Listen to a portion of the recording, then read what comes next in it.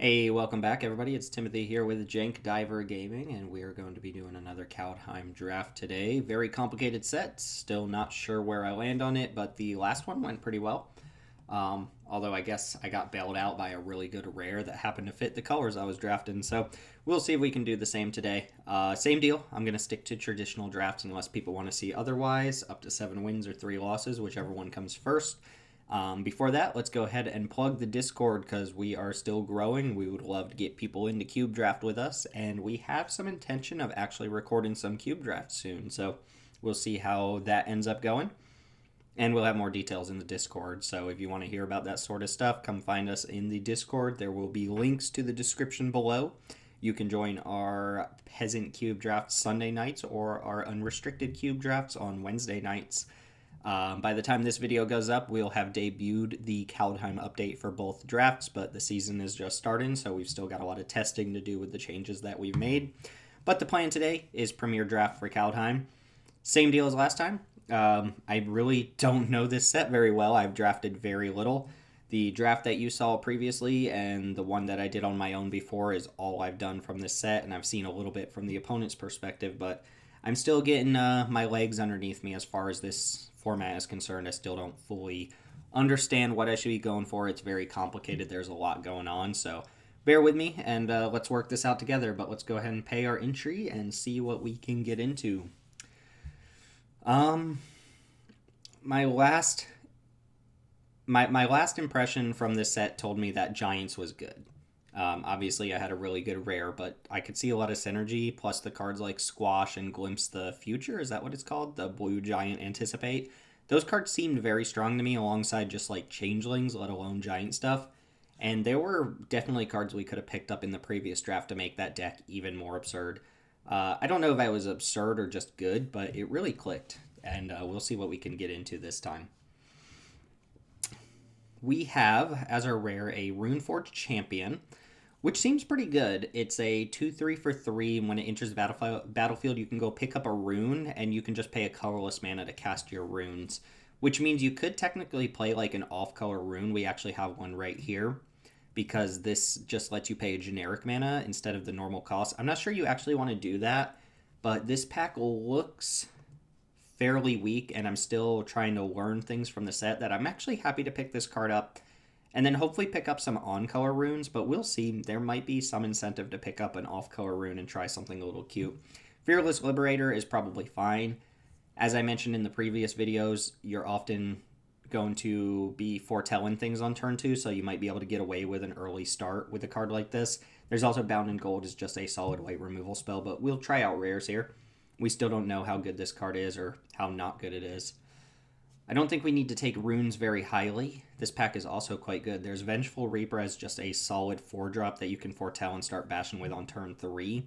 Spirit of the Aldegard is a card that I think I'd be happy to pick up if I already had some snow stuff going on. It's going to be like a 1/4, 2/4, probably even bigger. It doesn't pump itself, which is a little bit weird.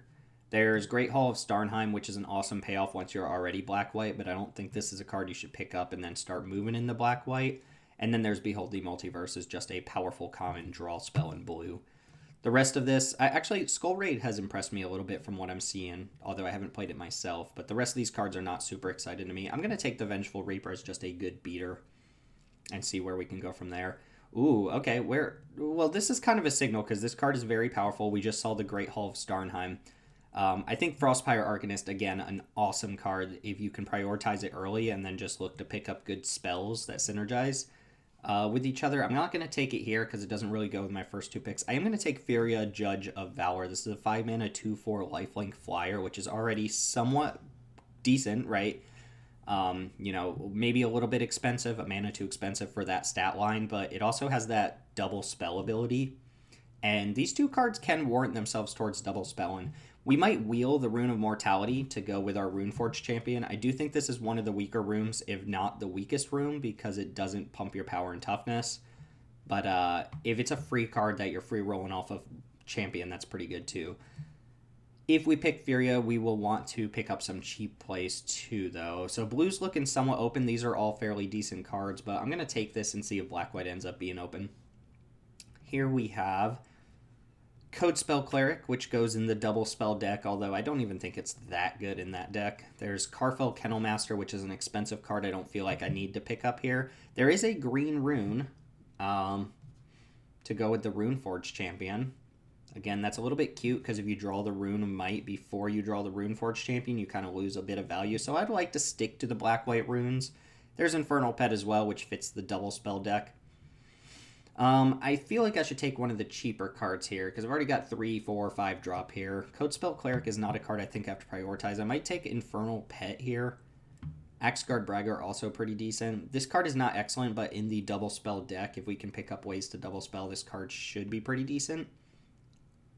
I'm not... This is where my lack of knowledge of the format, kind of shows a little bit because I'm not confident Infernal Pet is even better than like the 5-drop or the Codespell Cleric. It might be that I just want the Codespell Cleric. Geez, this card is very good. Very good. It's not even close to what we have here, though, so we're not going to take it. I forget what I was saying. This card's probably okay, but we don't have any snow stuff going on. Goldvein Pick is decent.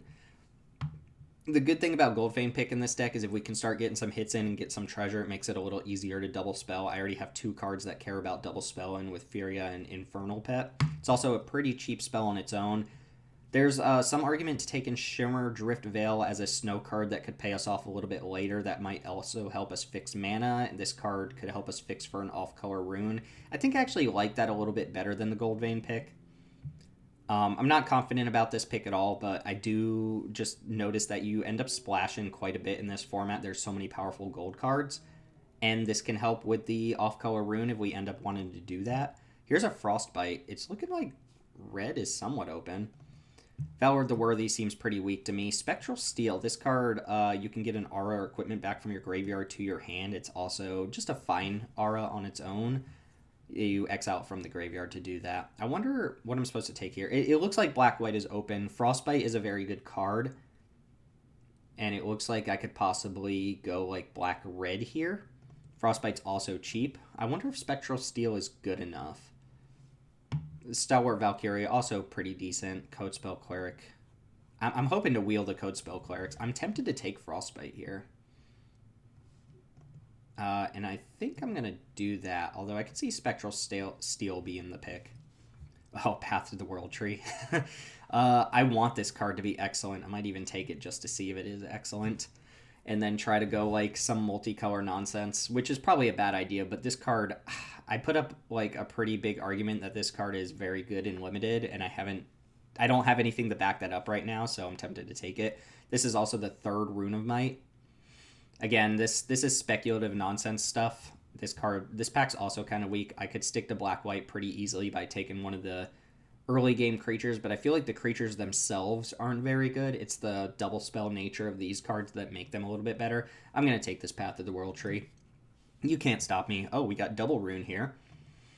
Which rune's better? Would we rather have just generic lifelink or generic death touch with what we've got so far? Probably just lifelink, right? Lifelink on a couple flyers. Yeah, all these creatures can potentially fly. They're both fairly cheap. I'm going to take the white rune, I think. And we're just seeing tons of Codespell Clerics. There's a chance I don't play these like off-color cards and just kind of stick to what I'm supposed to be doing. But this card's pretty cheap for the black-white deck to cast. It's something to fetch with Runeforge Champion. I think I'm going to take the lifelink one over the Death Touch one. We might also just wheel the other Death Touch card.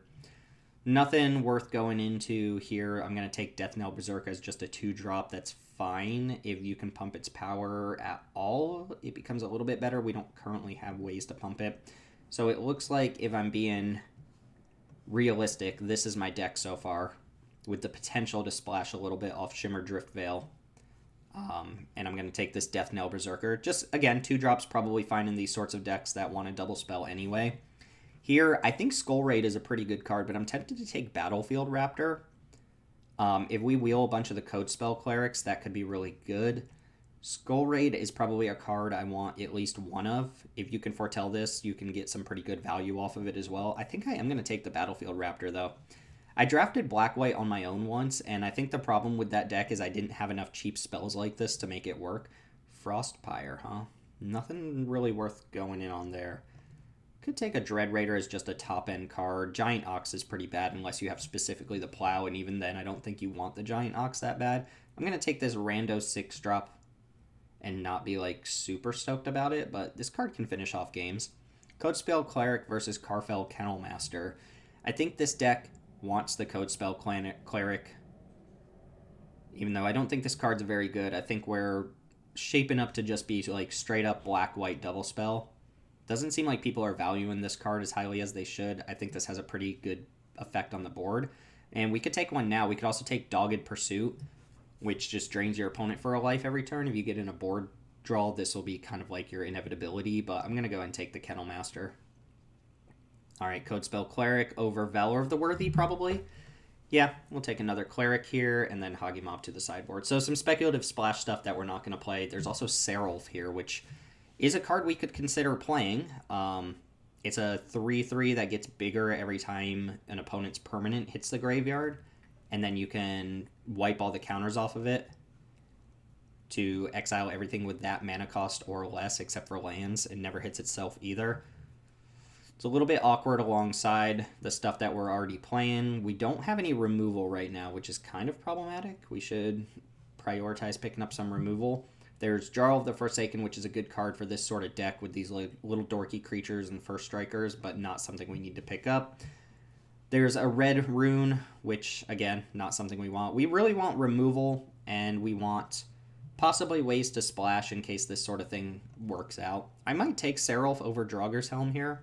I can see Draugr's Helm being really good. It's also an equipment to potentially pick up a Rune. Seraph would be a splash. Oh, I ran out of time, but I'd probably take Seraph anyway. How good is this card for us? Whenever you cast an instant sorcery that targets one of your permanents, you make a copy of it. And I don't think I have anything yet. I mean, we could, like, Frostbite our own creature here. It's potentially awesome. What do we have else? We have, I think we have some pretty solid picks. We have the Woodland Chasm to go with Seraph. We also have Feed the Serpent, which is going to be my pick here, I think. Just solid removal. Can't have... You could probably have too many of these, but this is definitely not something we're splashing for. We have nothing that currently targets our own creatures. It doesn't work with auras. It's only instants or sorceries. And I would like the Woodland Chasm, but we're not going to pick that up quite yet. So these are also speculative in the sideboard. I'm going to take Feed the Serpent here. There's a lot of bombs in this format. Feed the Serpent just helps you deal with them. This looks like a pretty easy Vengeful Reaper to me. Master Skald is interesting. You can exile a creature from your graveyard to return an artifact or enchantment from your graveyard to your hand. Stalwart Valkyrie, I probably also want to pick one or two of these up because it's easy to ditch a Codespell Cleric and then cast one of these pretty cheaply, but Vengeful Reaper's a nice pickup. Trickster God's Heist, pretty good. And a couple cheap spells we could consider playing. Unfortunately, no removal in our color here. We did pick up a Feed the Serpent, though, so we're not completely dead on removal. Scorn Effigy seems pretty good for this sort of deck. So does Wings of the Cosmos, to be honest. It's good with Death Knell Berserker. It's good at just protecting your creatures from burn spells. But Scorn Effigy does let you double spell very easily by just leaving this in the exile zone until you need to double spell and then casting this for free.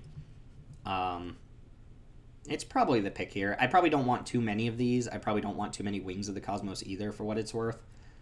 But this seems like an okay pickup. All right, we got a Black Rune. We have an Iron Verdict. A lot of black and white in this pack. There's also a Snow-Covered Swamp, which I don't think I have anything that cares about snow-covered stuff yet. I've still got my eye on this a little bit, but we're not even close to making that work. So what do we want here? Probably a cheap spell. There's Iron Verdict, which isn't good if we're trying to be aggressive, but does kill almost anything that's attacking you. There's also the Black Rune, which might be my pick. It's decent on the Codespell Clerics. At this point, I'll have 2 runes, and I will probably want to pick up at least a piece of equipment to make it work. I don't think I want these dorky 1-drops. I think this card would probably be okay. Not amazing, but okay. Vega's pretty good. Whenever you cast a spell that's not from your hand, you draw a card. We have quite a few Foretell cards already. 1, 2, 3. 3 Foretell cards. This might be a better splash than Seraph in this deck, to be honest. There's also Skull Raid, which is a card I think I want one of. I don't want Revitalize at all. Demon Bolt going pretty late. I'm going to take Vega speculatively because I think I can pick up a Skull Raid when I need one, and these white cards kind of suck. Giant's Amulet was pretty good for us last time. Beskir Shieldmate's okay. Not very good at punching through on the ground, but pretty good with the rune and just a solid 2-drop. Maybe I do want the +2/+1 instant for this sort of deck. I think just based on how my last rounds went with my giant deck, I see that there could be board stalls and then all these 2-power creatures are pretty bad. Raider's Carve just doesn't seem very good. Giant's Amulet we're not splashing for. We're not playing Notvolt's, what is it, Slumber Mound. Just take a solid 2-drop here. Crush the Weak is a card that beats us. Stalwart Valkyrie, I think I'll take that here. There's some possible argument for the plains. I only have one Snowland right now that I might not even be playing, so Priest of the Haunted Edge doesn't really fit our deck. I'm going to go ahead and take this Valkyrie over either of the other two options, and then Braggart versus Codespell Cleric. How all in do we want to go on these clerics? There's also God Hall's Guardian. Glitter and Frost would be nice if we were base green trying to splash, but we're not. We are base white-black for sure. I think I'll take a Codespell Cleric here, and then we don't need to prioritize any more of those. All right, I will pick up the Woodland Chasm over either of these 3 drops. Battle Shield Warrior could be good. It does turn your creatures into better attackers. This lets me splash Seraph if I want to do that. It's also a Snowland, which might end up mattering. I don't think Battle Shield Warrior is that good, personally. There's a Blizzard Brawl. This card is very, very good if you end up with snow stuff. And then there's Draugr Recruiter, which is a card I'm not likely to play. Or at least want to play. I'm going to take Blizzard Brawl. Wings of the Cosmos, probably decent in these sorts of decks. I think this card is so bad, although I could see some elf decks that want it, but Wings of the Cosmos is an easy way to double spell. I actually don't have a lot of payoffs for double spell, and I have Furia, and I have an Infernal Pet. Alright, we'll take Dusk Wielder. And yeah, this deck might want Warhorn Blast. Possibly. Not excited about the prospect, but it might want it. Here we have not very much. This pack looks pretty weak. The rare is just, it's okay, but this is actually probably on average worse than Demon Bolt. It's more of like a constructed thing. We can't play these blue cards. There's Bloodline Pretender, so you choose a creature type when this comes into play, and then whenever another creature comes in of the chosen type, it gets a +1/+1 counter. We have Bird, 3 human. Say whenever you cast. No, this would double work with the Beskir. Elf Berserker, Scarecrow, Imp, Dwarf Warrior, Angel Warrior, Angel Cleric, Zombie Berserker. Well, we're pretty spread out, but it is kind of good with the Codespell Clerics. I think I'm going to take it just because there's nothing really else in this pack. Could consider Wither Crown. Just makes an opponent's creature essentially have Defender. Bound in Gold seems pretty good to us. Demonic Gift seems pretty poor version of this sort of effect. Normally this sort of effect costs 1 mana. Might have a little bit of a downside like lose 2 life, but it tends to trade up in value. This one, just at 2 mana, is a lot less interesting. We're not considering any of these, so I'll take Bound in Gold as just a good removal spell. Tyrite Sanctum. So this turns a legendary, or it gives a counter to a legendary creature, which right now I believe we just have the one with Furia. And then you can sacrifice it to put an indestructible counter on target god, which doesn't mean anything for us here. There's Snow-Covered Swamp. So yeah, we're definitely not taking Tyrite Sanctum. There's Snow-Covered Swamp, there's Master Scald, and then there's like Elderfang Disciple. Dogged Pursuit. Would probably be okay in this deck, but not really super excited. I'm going to take the 2-drop over the Snow-Covered Swamp. Again, we don't know for a fact that we even want Snowlands for anything. Battle of Bredegard. Oh, there's a Rune Crown. If we could pick up one more rune, that'd be awesome. There's also Great Hall of Starnum. This pack's pretty good. I don't think I'm going to splash for this, although I can make elf tokens, 1/1 tokens. Don't make like a ton of tokens here, so not even super excited about that. The Rune Crown is really nice at just... Oh, we have double rune. We have double rune, right? This land is so powerful, though. I think I actually want a piece of equipment already, and the fact that this can go grab a rune from your deck and just start bolstering your creatures and throwing around Death Touch and stuff like that seems pretty good to me. I could see also wanting Raven Wings in this deck as a second piece of equipment to do the same kind of thing. I wouldn't be surprised if Great Hall of Starnum is actually what I want there. Gold Vein Pick, that might be good for this deck. I don't want to overload on auras and equipment and stuff like that, but we are pretty creature heavy. Yeah, we're pretty creature heavy, and these equipment seem decent. Gold Vein Pick is fine. We don't need a blue-white land for any reason. We're not splashing blue for Vega, I don't think. Vega might be better than Seraph. We're not even clear that we're splashing Seraph. Yeah, Gold Vein Pick being able to pick up the aura seems decent to me. There's also a Rise of the Draugr, but you need most of your creatures to share a creature type for that card to really be good. Another Bloodline Protector is pretty good, or Pretender. And then more Codespell Clerics if we want them on the wheel, probably. We don't really want Dread Rider, might not even want that Dread Rider. Raven's Wings, yeah, we'll take another Bloodline Pretender. Ooh, Kaya's Onslaught's actually pretty good. So we're going to wheel one card from this pack, right? It's probably going to be Open the Omen Path to Arachnoform, so not really a lot of thought into the. I think Kaya's Onslaught's pretty strong. Just as a combat trick, this is pretty good. Works nicely with the Death Touch rune. Sometimes you can sneak in a bunch of damage. Pretty cheap spell to cast for your double spell stuff. Alright, I think I'm going to ditch Warhorn Blast at this point. Here, maybe 2/2 lifelink is good enough. It's not super exciting by any means, but it's cheap, and we kind of want cheap creatures. It is a cleric. There's also elf cleric here. The Millen doesn't really benefit us much, so this is kind of a 3/1. I'm going to take the 2-drop. We will have to make some cuts here, obviously. Grim Draugr is probably an okay creature that we're not super excited about. We're not playing anything that's in this pack, so I'm just going to take an uncommon for my vault. And wield kind of nothing here. Take a card I don't currently have access to. Dogged Pursuit. Is that a card we would play here?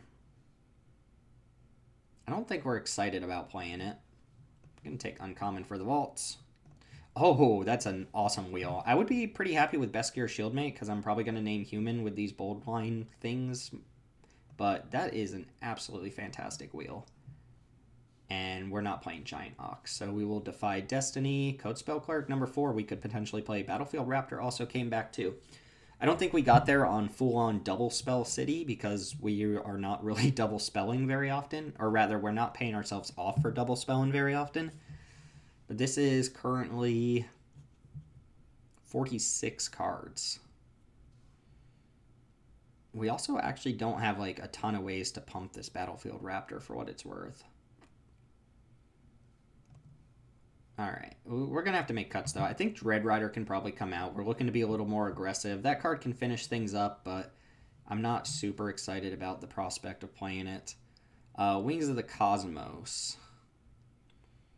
I think if I cared about double spelling just a little bit more, I'd be a little more excited about Wings of the Cosmos. But as a combat trick, it's a little on the weaker side. It's more like a protection spell than anything else. Scorn Effigy also seems like a card that I could probably cut here. Imagine I'm going to get stuck with a bunch of 2-drops on board and not a lot of ways to use them. 4 Codespell Clerics might also be a bit much given that I'm not super hard on the double spell stuff. I might do something like 2 of those. Cut the Scorn Effigy. And then one more. I don't think we're cutting any of this top end stuff. And note that Stalwart Valkyrie will often be a 2-drop. This will often come out on turn 3. I kind of like the package of the Dwarf, the Runeforged Champion, and the Rune Crown. And then 2 runes to go pick up. Would have been nice to pick up a green rune and just try out the off-color rune. We have Gold Vein Pick too, which can help fix our mana. Do we want Seraph in our deck, or do we want Vega? I don't think we need to mess up our mana. We got a lot of 1-drops we want to play on turn 1, which actually probably means we want to go double Plains over double Swamp. I guess you don't actually want to play Codespell Cleric on turn 1. Maybe,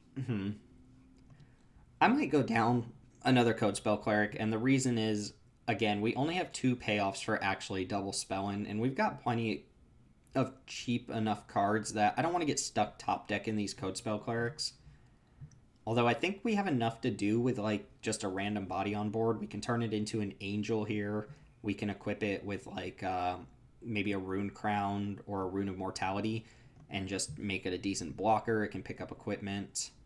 It's probably fine, but not super exciting. I think this deck is going to have a hard time winning. We also have a couple removal spells, but not a lot. We got Bound in Gold and Feed the Serpent, so we should be okay against some of the bigger bombs, if as long as we can target them. Battlefield Raptors, without augmenting their power, they're a little bit weaker, but they pick up the Gold Vein pick nicely. They double spell the 2 cards that care about it. They chip in a little bit of damage. I think the Battlefield Raptors are probably okay. Let me look back at my sideboard real quick and see if there's anything I just really want to be playing. Maybe Warhorn Blast is a card I want in my deck, just as a way to potentially just push through a bunch of damage. Cyril also interested in Blizzard Brawl. I don't think we got there on the Snowlands. Yeah, I think we're going to play this black-white deck. It looks a little succinct in what it's doing. It looks like it might have a little bit of a hard time actually closing out a game, and it doesn't have a ton of card advantage, which worries me a little bit, but I think it's got a decent game plan of just kind of curving out and hoping to use the top end stuff for some extra card advantage. So we're going to try it out. This looks a little worse, I should say, than the Giants deck, but it looks like it's going to be fine nonetheless, and we'll see how it does. So black-white, not full-on double spells, just kind of black-white cards. Black-white runes, if you will. Let's see how it does. So, again, thanks for watching. Let me know how you would have changed things up during that draft. And let's go ahead and jump into some matches. I'll see you all in match number 1. All right, we are back. Well, rather, we're here, I should say, for match number 1. We're on the draw against Rocky Raccoon. I guess that's like a DC knockoff Rocket Raccoon. Gotta respect it, though. This is an awkward Code Spell Cleric because we already have a 2-drop, a 3-drop, so we're probably not playing it, but it could help set up some of the double spell stuff with these cards later on.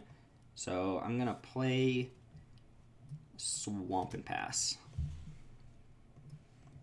So our plan here is to go 2-drop, 3-drop, hopefully have a 4-drop, or at least go double spell on turn 4 with the Code Spell Cleric plus something else. Axe Guard Cavalry can tap to give another creature cleric.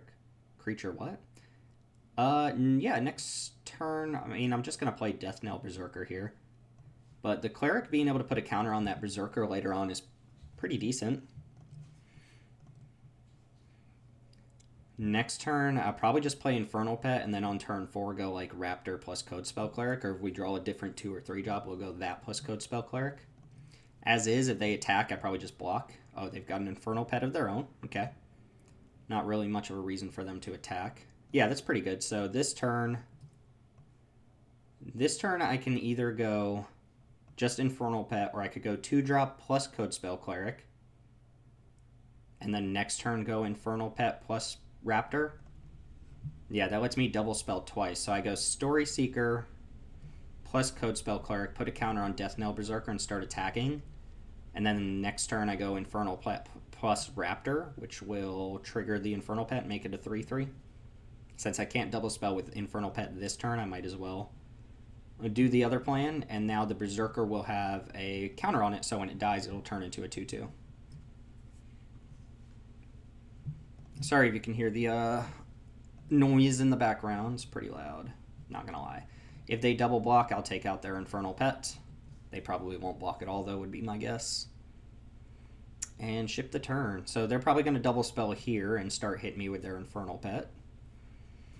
Furia might be a good top-end creature just curve into. I could see actually holding on to Battlefield Raptor to try and double spell with this card. Ooh, Grixis. Foretelling a card, sure. So next turn, they're probably going Infernal Pet here.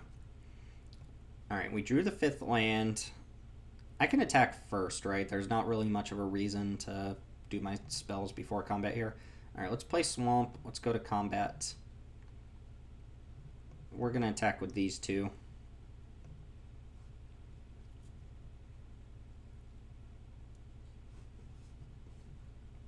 Fine trade for me. Suppose this could be counterspell. That could be draw spell of some sort. Could be a number of different things. and Raptor. Trigger Infernal Pets. Pretty good turn. I wouldn't be surprised if they just behold the multiverse here. Yep.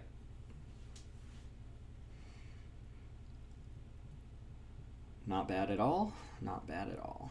Behold the multiverse is a very powerful common. Comparable to Glimpse the, was it Glimpse? What am I thinking? Y'all know what I'm thinking. Ooh, scry 2 to the top and keep. Opponents in removal colors as well. We're pretty good on board right now. I mean, all it takes is like a 4/4 and then suddenly we're not doing anything, but Battlefield Raptor can chip in.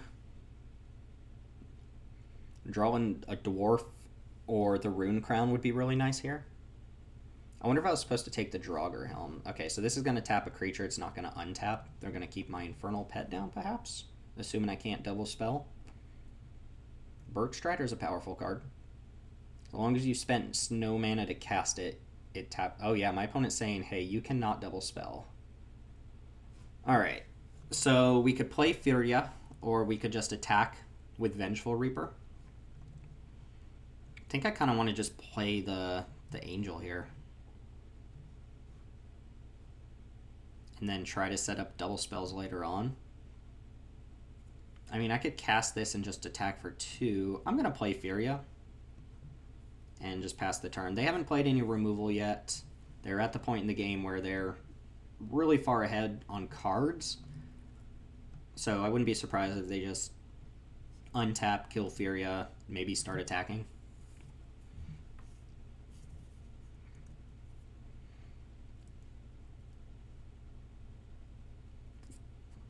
I mean, this looks like a good double spell deck. Again, these are the only 2 cards in my deck that really care about me double spelling. This thing has flying and lifelink, so it's another threat in the air. My Battlefield Raptor untaps next turn, so we can start doing some damage. They named a blue here? Yeah. If Bergstrider attacks, I'm not going to block.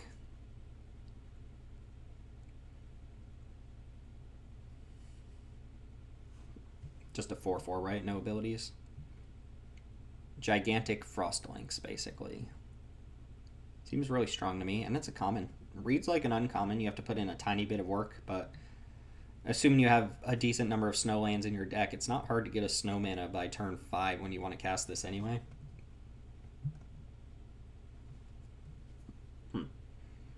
No attack is interesting. Oh, if they leave up all their mana, then I'm a little scared. Just a little scared.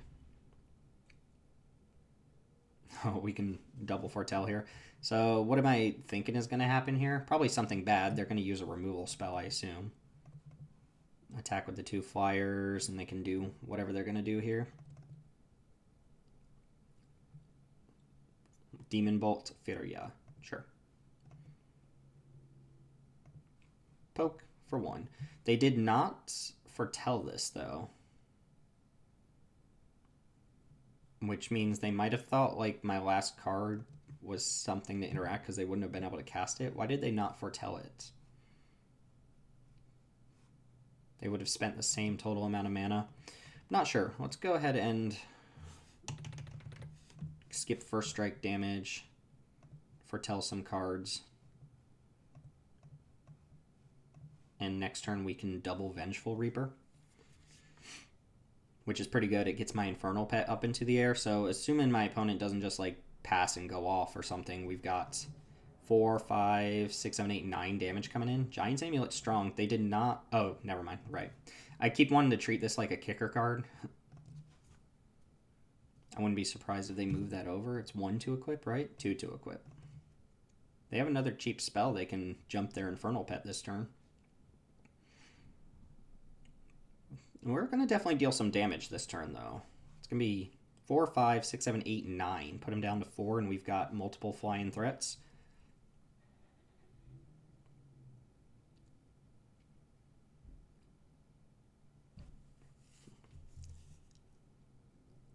Okay. An attack with Bergstrider? Sure. Nah, I guess if they had attacked and not equipped, then I could have double blocked with these 2, because it's not really that big of a loss. Alright, we're going to go double Vengeful Reaper, attack for a lot.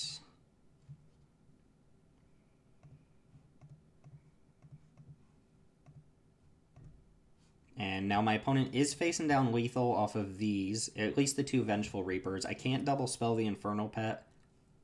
So if they can kill at least 1 Reaper, they're not dead. If they can't, then they're actually dead.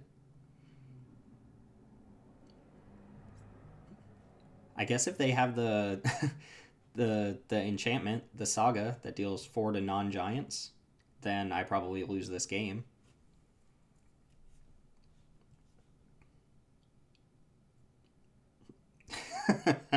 Fair enough. Like, fair enough. Are we going to play against... Is this card going to come up all the time?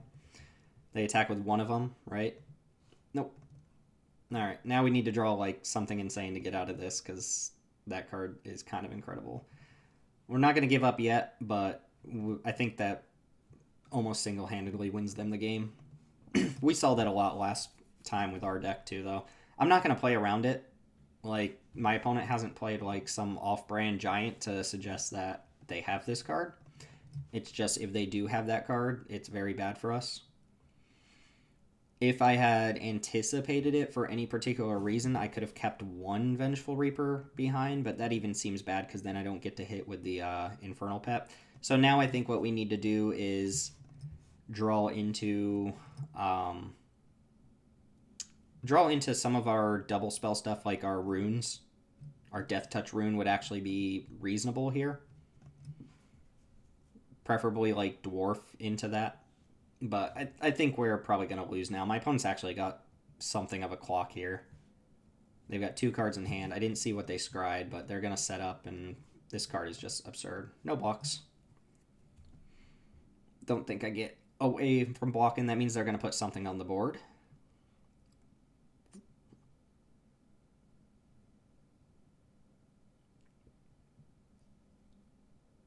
Dwarven Hammer. Okay. Sure. That makes sense to me. Gold Vein pick, and we'll give him the GG. Yep, beat by a board sweeper, but I don't think we could have played around it in any meaningful way. Even if I knew that card was in my opponent's deck, I probably still would have played exactly the same, because getting that hit off the Infernal Pet was great.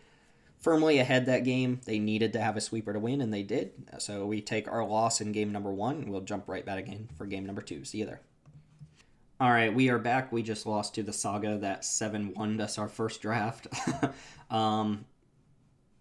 Okay hand, I believe. We've got turn 2 Elderfang Disciple into not too much. A 3rd land would get us our rune going, which would be nice. Yeah, this hand is just fine. We're not going to play turn 1 Codespell Cleric. It looked like our opponent mulliganed as well. So let's see what's up. Yeah, this card seems pretty good. Okay, we picked up another land. We're going to turn 2 Elderfang Disciple, see what they got going on to start things off with. Probably Foretell would be my guess. It's a pretty standard guess. Do I actually want to go Death Knell Berserker now? Yeah, usually discard effects are better the longer you wait on them, and 2/2's better than 1/1, so we can wait a little bit on Elderfang Disciple. Next turn I can actually just go Disciple plus Codespell Cleric, get this up to 3 power again. Not a bad little combo. This card is very good, though. I mean, this card's been excellent. This is 2 to equip, so we'll wait on that. Yeah, I will get my creature a 3/3, even though it doesn't attack through this Mistwalker still.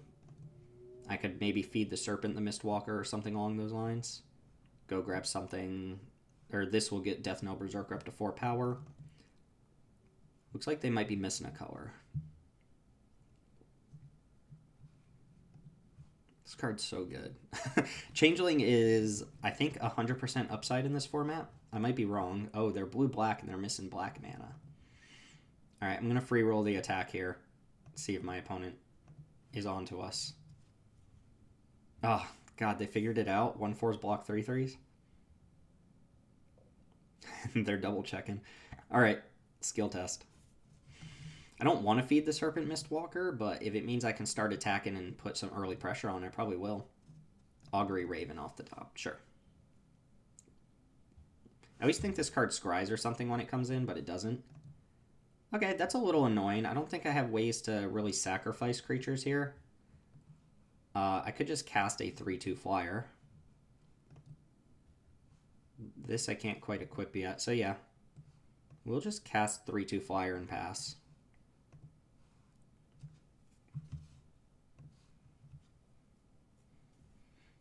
If I had a cheaper card to cast, there was possibly some argument for just chump attacking with a 1/1. They can attack with Mistwalker here. They would have to pump. They have one card in hand they can interact with this turn. They can't cast the card they just foretold this turn. If I draw a land, I could just play Fennel Master and at least attack with the Stalwart Valkyrie.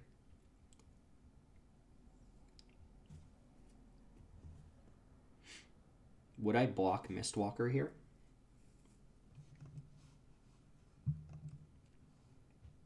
Force them to use their mana to pump, and then I just have to deal with a 3/3? 3, 4, 5 back. They're hitting me for 5 now. No, I like my Valkyrie. They did not pump with Mistwalker. Alright, I'm going to play Kennel Master. If that's like saw it come in, that'd be a little annoying. Disdainful Stroke in hand, sure. We'll go and hit you back for 5.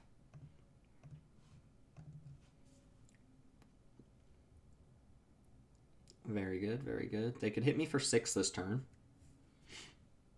Grim Draugr down. Okay. Fair enough. Alright, so now we can go Rune here. We can Rune, go get the Lifelink Rune, equip up Stalwart Valkyrie, hit him for 4. I could also just equip up one of these dorks. And I don't even need to play a land yet, right? Yeah, the Lifelink one's better than the Death Touch one for sure here. Search your library for the white rune. Draw a card. Play a land. Should I keep 2 lands in hand in case they have the discard spell? Probably. I'm not going to play around that. They have 1 card in hand. It is foretold. Could be that. Is it more important to gain life or is it more important to have a better attack here? Probably a better attack. They can hit back for 3, 6, 7, 8, 9 potentially. I don't think it matters which one I put it on. This pushes in an extra point of damage. Also, I have Vigilance somewhere. Oh, this thing has Vigilance. Was not aware. I think I mentioned that in the first video too. Oh, they're going to trade. Interesting. Did not think they would trade there. So they might go attack with flyer here and hold 1 back. No, attack with both. Alright, we're racing. I don't think racing benefits my opponent here. I have lifelink. And this is depart? Oh, Raven form. God, Raven form's so bad here. It doesn't... it's not that good. Oh, that's a good draw, though. Alright. We're gonna play this straight up. And equip... I'll just equip to that, right? Just gains me more life. I'm winning this race by a long shot with the lifelink here. I'm keeping this land in hand, and that should be game, right? I guess it's not game quite yet. It's not game quite yet. They can't attack me, though. Alright, do we want to feed the Serpent? This can pump twice, so they would have to double block.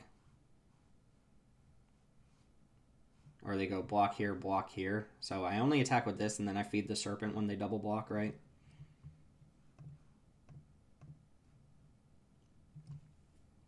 Maybe I just let the double block happen.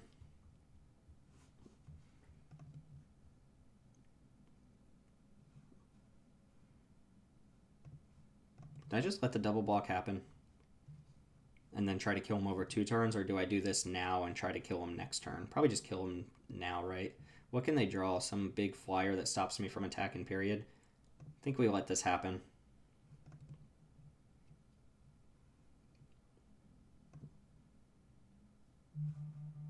No, let's try to kill him next turn. They have to top deck anyway. Pump and Mistwalker doesn't matter.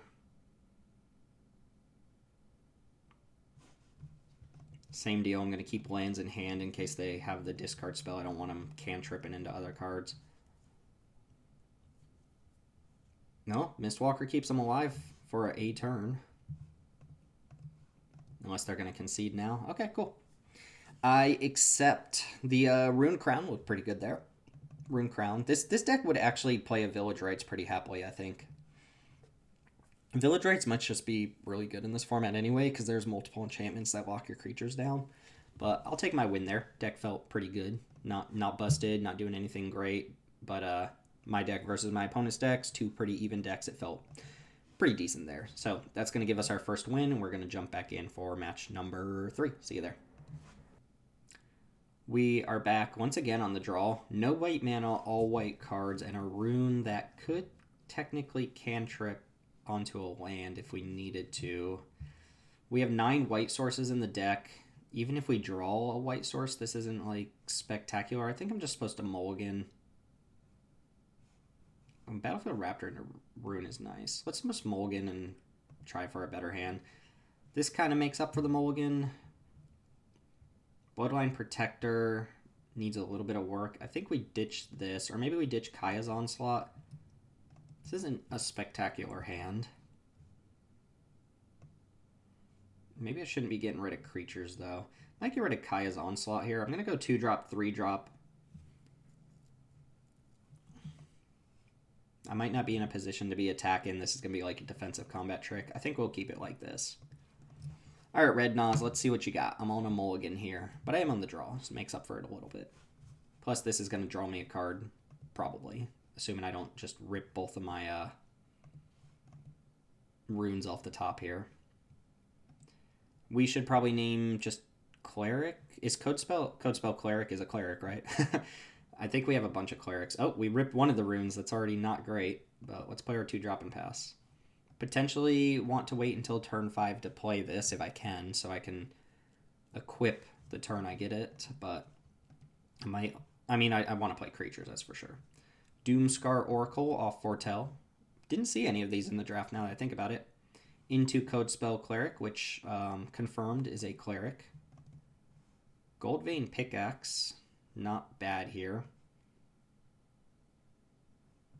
It might actually be worth playing this, because if it goes to the graveyard, this can pick it back up, right? I should probably just play the Bloodline Pretender, though. I have no other creatures to follow up with. What if I play this and equip? Then I have 1 extra mana floating around. It's not great either. I'm tempted to just play Rune of Mortality on this. I'm going to go ahead and play Bloodline Pretender. We'll name Cleric here. Most of my angels are Clerics. Opponent is playing potentially a better version of my deck, or at least a more focused version. Doomscar Oracle is going to gain him a bunch of life. No block.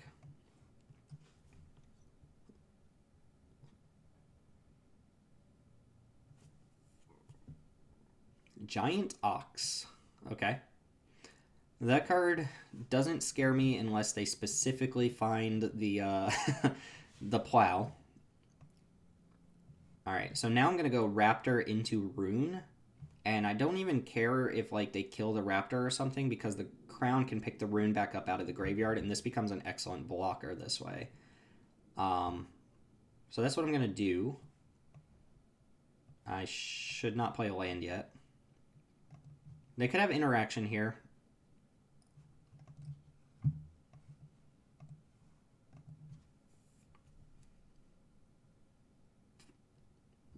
Okay, I get my card. That's good.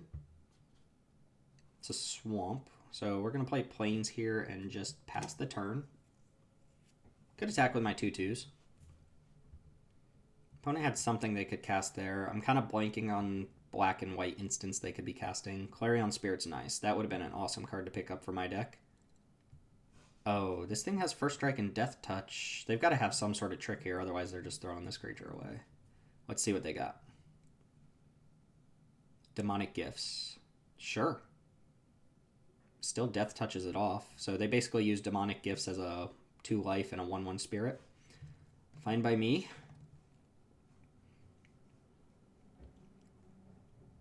Now I think I go Rune Crown, get the white one, put it on Death Knell Berserker and attack. They probably just soak up the damage here. My hand's kind of crappy. But this at least cantrips. Draw a card. Bound in Gold's not bad. I will equip to Death Knell Berserker, and I should attack with the Berserker, right? Not too many bad things that happen here, and it at least stands to gain me 3 life. If they trade, that's actively good for me.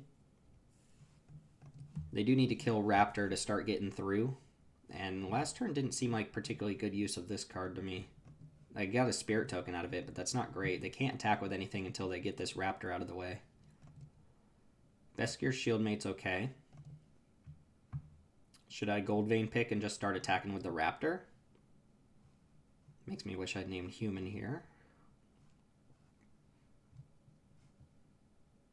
Don't think there's anything super threatening I need to worry about there. I probably should just move the Rune over to the Raptor and start attacking with that, right? And then I can play this defensively. Let's see if they have something. No, didn't give them priority.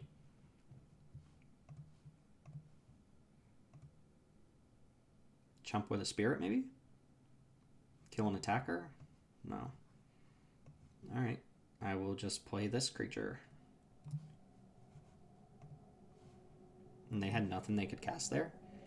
I really hope they don't have the discard too, because that would cantrip plus make me lose a card. Okay, Foretell.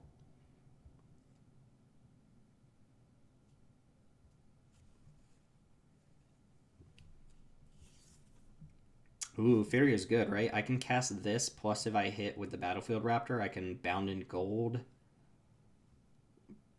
There's nothing I really even want to Bound in Gold here. Did I not attack with this last turn? I definitely should have. Alright, I think same attack with these two. Now I wish the Rune was on my Gold Vein pick, but it's not. Alright, let's go attack, attack. This also triggers the Bloodline Pretender. Alright, so we're going to go Furia into Bound in Gold. It does give me some advantage. Furia, Bound in Gold's not the best use of a card here. What's the best thing to put it on? Maybe Giant Ox. It can't crew vehicles, so they have the plow. They can't do that. This still works. This still works. I'm going to put it on the Giant Ox, I think. A little awkward. Does trigger Furia. Sure, I'll get the card that doesn't suck. Triggers Bloodline Pretender. And if I draw another spell I can cast, I'm likely to get another Furia trigger here.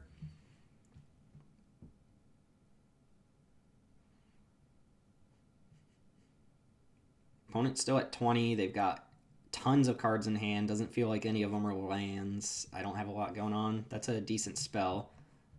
So let's cast this. That triggers Bloodline Pretender. I guess Cleric is probably the best thing to name with the Pretender. Cast a code spell Cleric. Put a counter on... I don't want to go all in on Furia. These are good. Probably the Valkyrie, right? Do I have a creature in my graveyard? No, but I'm probably going to after this turn, I imagine. This card's a little bit behind the ball right now. Yeah, I'm definitely supposed to be naming Cleric. This card does something, but not something amazing. I'd rather just get another threat in case something goes really poorly. And I'll put the counter on probably just Furia.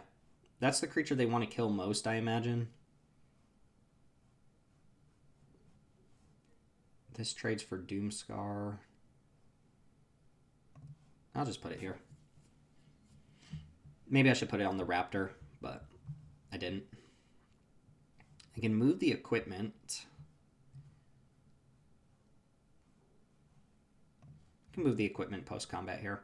So I can kind of attack with everything, right? What if they have the +2/+1 which is something they could completely be playing.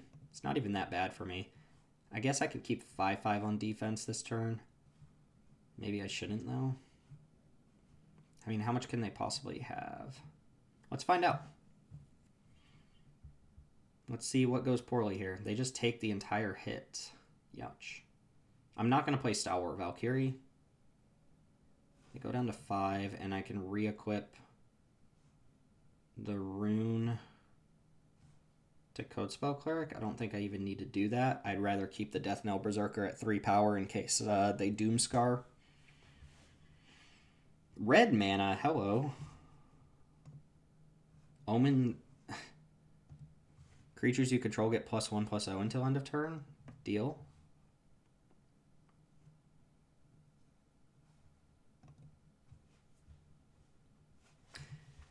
Uh, 3, 7. This is 9 coming in.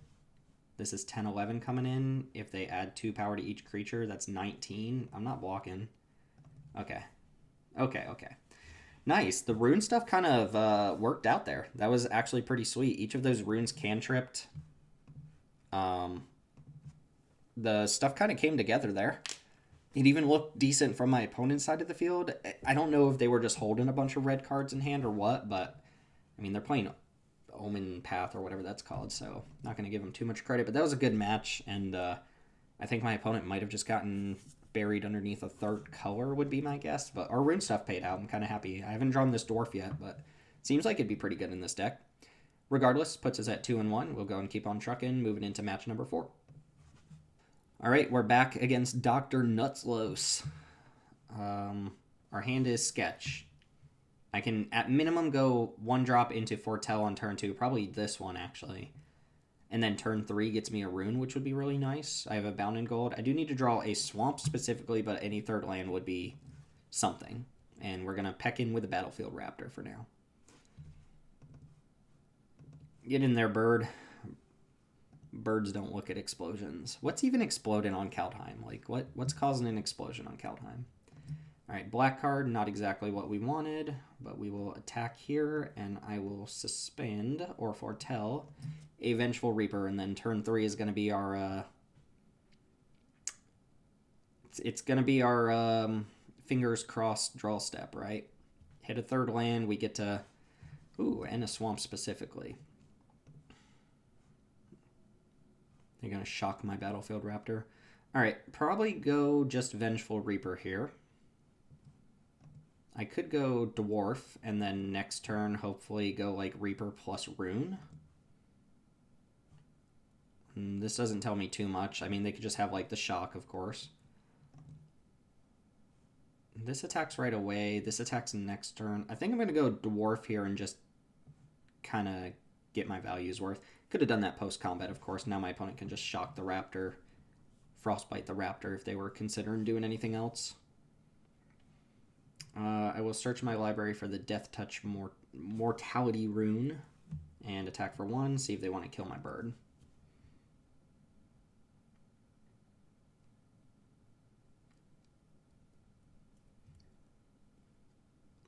Don't think I'm going to run this rune out into open mana, though. That seems like a bad idea. So they're Jundy.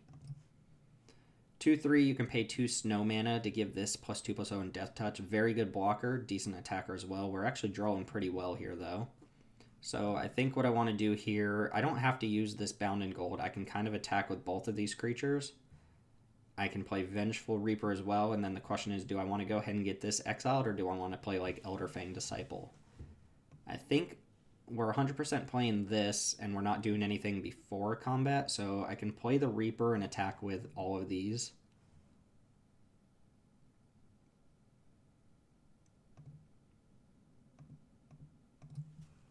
They're probably going to block the champion, but they might not want to lose their Icehide Troll, so...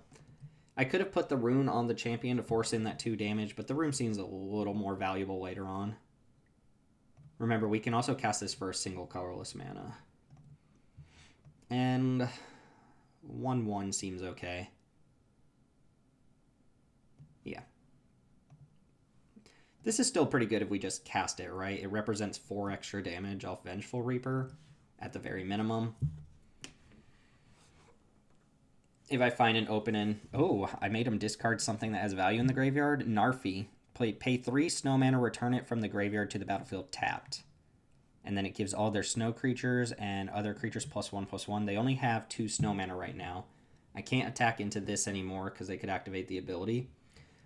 I could go Rune here, though. And just... I don't think I should do the Rune into open mana, even if it's cheaper. I think I'm going to forego the Code Spell Cleric, just attack with my flyers. I could Bound in Gold their creature. Actually seems pretty decent now that I think about it.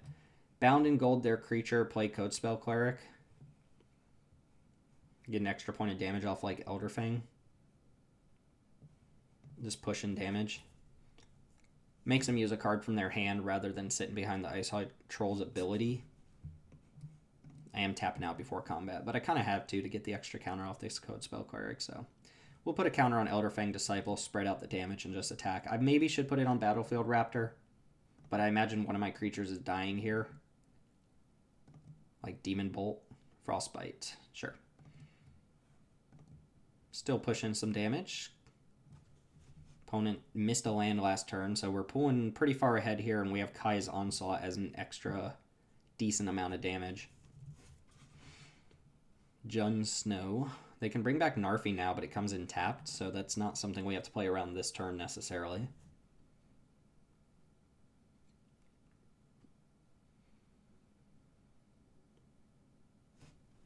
Masked Vandal to get rid of the Bound. Nice. Although that exiles Narfi, so that's not completely negligible. They can activate this stupid troll now. Do I want to go Rune on a creature here on the Battlefield Raptor? And then have them kill it from underneath? It seems pretty bad.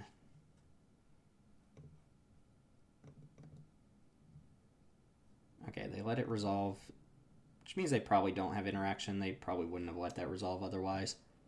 I'll play Bloodline Protector. Name Cleric.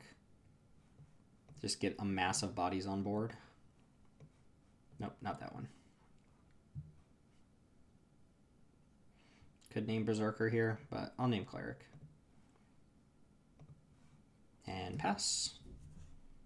Masked Vandal seems like a very good card. There's a lot of equipment, aura, stuff like that floating around. It's not too hard to get a creature in your graveyard, and you don't really need this sort of effect on turn 2 very often anyway. Lots of snow lands. 4 or 5 snow permanents. 4 snow lands already. Ooh, Tyvar. So put a 1/1 counter on up to 1 target elf. That doesn't really matter. They're going to make a 0. They're going to 0 to make a 1/1. Oh, this is an elf. And it untaps it, right? Gains Death Touch till end of turn. I wonder how much I care about Tyvar. -6, you get an emblem. Whenever you cast an elf, it gains haste until end of turn. You draw 2 cards. So I think I want to go Valkyrie plus foretell this and ignore Tyvar. Just focus on my opponent's life total, right? If I were theoretically to attack with everything right now, they go block, block. I deal 1, 2, 3, 4, 5, 6, 7 damage to him. I think I can wait on that a little bit.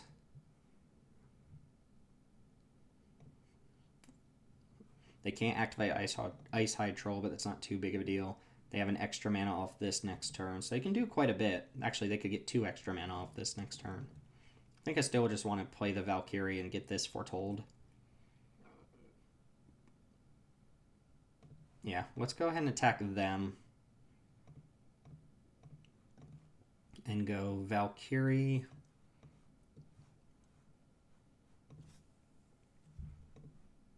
And foretell. Could also just play Berserker and get another creature down.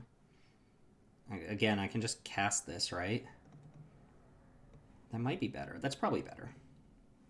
Just try to go as wide as possible. Tyvar can make a 0/0, or rather a 1/1. Or it can be used as essentially extra mana this turn. I think I'm best served ignoring Tyvar.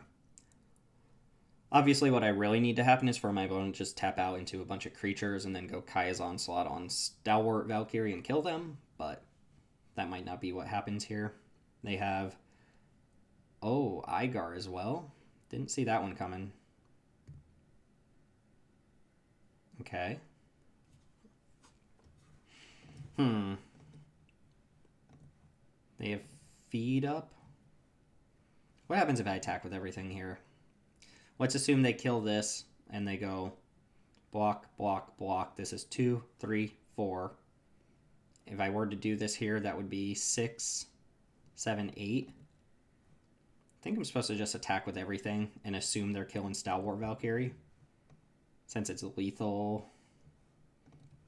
It's lethal. Right. Yeah, it's lethal if they have one removal spell and they make ideal blocks. They kill this. They block my biggest creatures, which are this, this, and this. They take 2, 3, 4, but I can Kaya's Onslaught, the unblocked 2/2, to make that 6 damage, 7, 8. So I think I'm going all in here. And this is, of course, assuming they have a removal spell.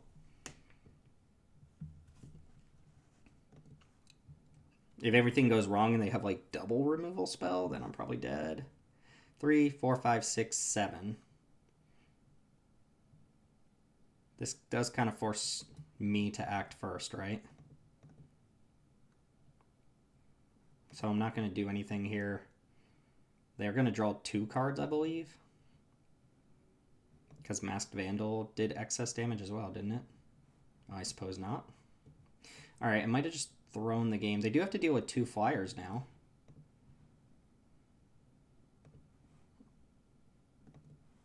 Yeah, I I don't know why I considered the option that my opponent wasn't dead without Kaya's Onslaught, so they didn't have to act there. I mean, this turn they do have to kill 2 flyers, which is probably not super hard for them to deal with. They have 4 cards in hand.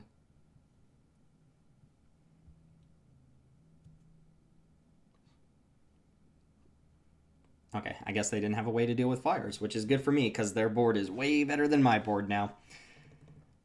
I think it's kind of a mistake to go for Kaya's Onslaught there, with them having 4 cards in hand, all sorts of different colors of mana, and then just get blown out and lose the game from that position. But thankfully, they didn't have 2 answers to flyers anyway. That gives us our 3rd win, putting us at 3-1. Deck's kind of ticking decently. Nothing exceptional about our deck, but it's looking good so far. And I think we'll just run it back for match number 4, or rather match number 5. See you there. We are back against number. We're in against Jediatus. Sorry, I don't know. We've got a pretty mediocre hand. There's like no synergy cards here. Hopefully we just draw into our 5th land. We can start beating down, I suppose. This is match number 5 is what I meant to say. This is the type of hand where drawing the dwarf or the crown is going to be really good because it just gives us extra things to do with our bodies. There's the crown. We're going to play 2-2 or 2-1, I suppose. Yeah, we'll play this first because it's the most likely for my opponent to not want to block. And being able to chip in for this early damage seems relevant. Black-green I have not seen yet. Sculptor of Winter they're not blocking with. So I could have played basically anything there. I'm going to jam and play Great Heart of Steinem plus another body. They're going to play a 4-drop next turn, though, which is kind of scary. We do have Feed the Serpent, though. Sculptor of Winter, pretty good card from what I can tell. Swamp. Untap. 4 mana.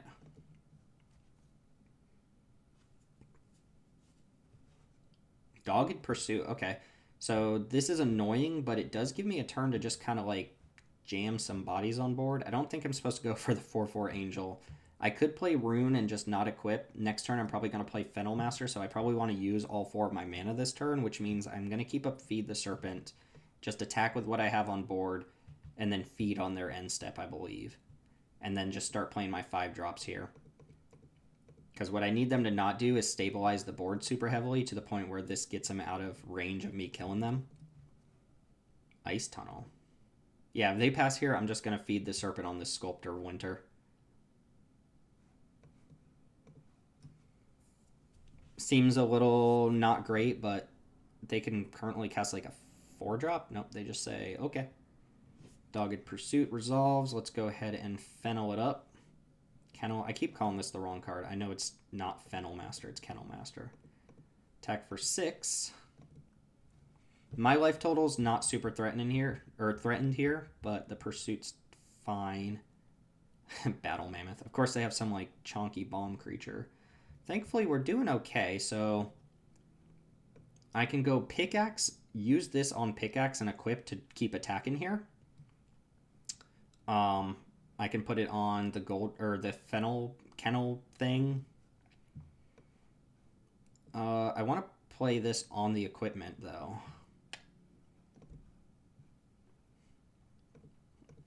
Yeah, so we're going to go Pickaxe, Rune on the Pickaxe, and I think I'm going to tap like this in case I draw a Code Spell Cleric. Not that it matters because I need to pay 1 to equip anyway. Drew a Bloodline Pretender. I'm going to put this on the Kennel Master and just attack for 5. They chump with Battle Mammoth. Alright, means they're probably going to play another chonky creature. And I've definitely got to keep up the pressure on them. Raise the Draugr. Okay. They can't cast that again. They can cast it next turn, which is annoying for me. Double Bloodline Pretender. That's not great. I should go equip for 1 Pretender. I think I put it here, right? Because this is the one that I'm okay with dying. Get my mana back off the Gold Vein pick. And then go Pretender and just pass. Name Cleric. So next turn, 4 mana to cast Battle Mammoth, plus they have 2 more, potentially 3 more, so they can go Battle Mammoth into 3-drop. Doesn't feel like they have anything else going on. I can attack here pretty easily. Go Crown. I definitely want to do Pretender here. It's probably right to start using this Angel now, too.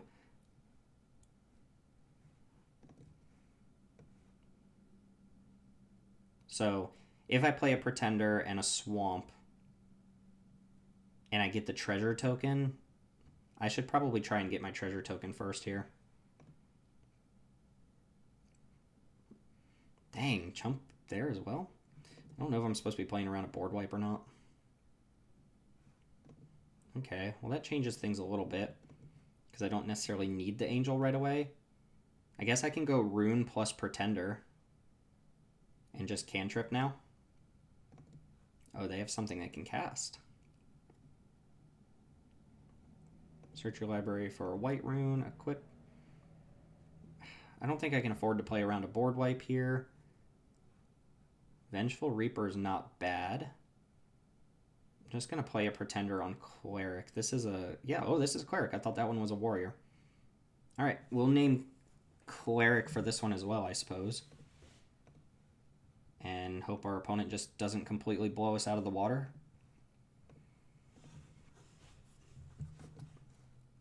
Raise the Draugr. Oh, that's an instant. All right, Battle Mammoth coming back for the 3rd time. Gotta love it. This one costs them 5 straight up, though. And it still doesn't feel like they have too much going on. Oh, Champion is a bust. This one can't get one out of your graveyard. Oh, yes it can, but mine are still attached to things. So I go Reaper here. Equip Reaper with the gold... No, equip Reaper with the Rune Crown. And Gold Vein Pickaxe on something. Alright, well, we're definitely playing Reaper. We're definitely equipping, I think, Pickaxe here. And then I attack with everything. They block the 4/4. They take 3, 4, 5, 6, 7, 8. Just pressure them up. Put them down to 1 here. Oh, that's lethal. I miscounted. 3, 4, 5, 6, 7, 8, 9. Okay, I will take it. I will accept my win through triple Battle Mammoth. That seems okay with me. This is kind of why I don't like Dogged Pursuit unless you're being super aggressive. Maybe they had an aggressive start and they just didn't quite get there. Igar the Freezing Flame. Nice. All right, my opponent's deck seemed like it was probably going to end up being higher power level than mine, but we did force him to chump. The runes are looking really good here. The rune and the crown are looking pretty sweet. Almost makes me wish I had like one more. I would probably play the off-color rune now If I hadn't mainboarded it, I would probably put it back in or in my deck now and maybe play like the tap multicolor land just to kind of make it work. But we're at 4-1. One more, and I'll be very happy with the result here. And this will be match number 6 coming up. So I'll see you there. All right, we are back for match number 6. We've got a pretty mediocre hand, but we go 1-drop, 2-drop, and then potentially foretell. We've got a Rune to kind of cycle here in the early game. We are on the draw against Squeeze, against a red deck. All right, did not want to see Plains off the top. They do not have a Frostbite in hand currently. Turn 2 Story Seekers. Okay, this is a pretty mediocre card, but sometimes you need to curve out. Cole the Forge Master. So their equipped tokens get +1/+1, and their equipped non-tokens go back to the hand when they die. Runeforge Champion's a good draw. Let's go ahead and jam. Play Story Seeker. And pass the turn.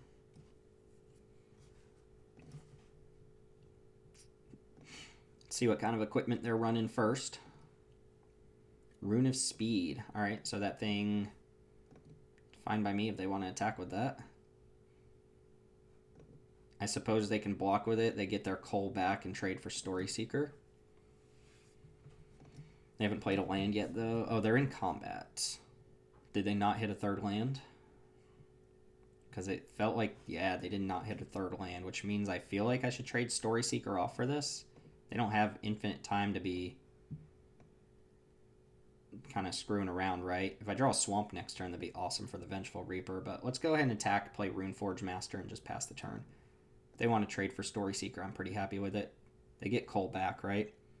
Oh, they don't even get Cole back. We just kill their Cole. So their Rune dies as well. They could get their Rune back with a Crown or something along those lines.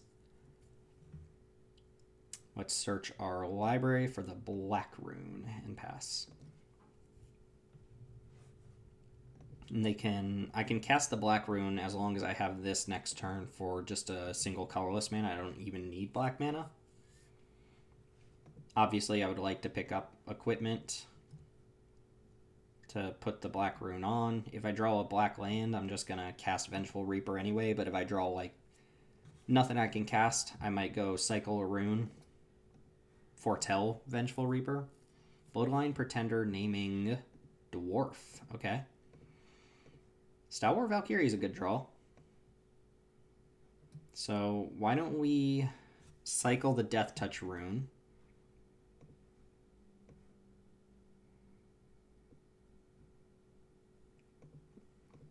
Put it on the Battlefield Raptor, because First Strike and Death Touch is bonkers. Kaya's Onslaught's good. And then we will... I could cycle this rune as well. Since it's not, like, super strong or anything. And then play Stalwart Valkyrie. Alternatively, I could play Valkyrie. Yeah, I can't do much else. I think I will cycle this. Battlefield Raptor's not getting, like, any bigger here. Code Spell Cleric. Well, that would have been a better one to have than the white rune. We can attack with both this turn, and then next turn I assume Bloodline Pretender is going to be a little bit bigger. Still need to draw a swamp at some point here. But we're pretty far ahead. We're doing good. Our hand is fine. Swamp would be amazing, so I can go Reaper into Code Spell Cleric. They might play the make 2/2/1 Dwarfs and make this a 4/4 for the turn. Looks like they're actually just like Dwarf Tribal. Oh, Axeguard Bragger. Sure. So 3 3s. Okay, okay. I can respect it.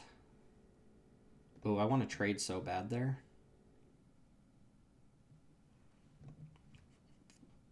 But I shouldn't. I'm pretty far ahead on life total. Again, Stalwart Valkyrie pretty strong with Onslaught. Ah, that is not black mana. So if I wanted to push in a ton of damage, I could go like Kaya's Onslaught here. Code Spell Cleric.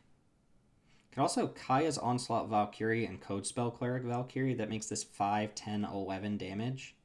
It's still not quite enough. I think I'm going to foretell.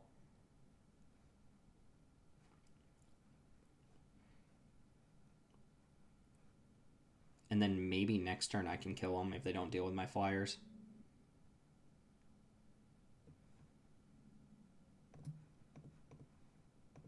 Yeah, alright, let's attack. Attack. Put them to 11. And then I will foretell my 2 cards.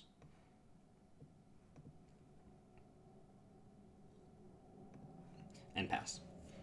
So next turn, if they just play like a big blocker, I have 11. This plus this is 5 power. This deals 10, 11.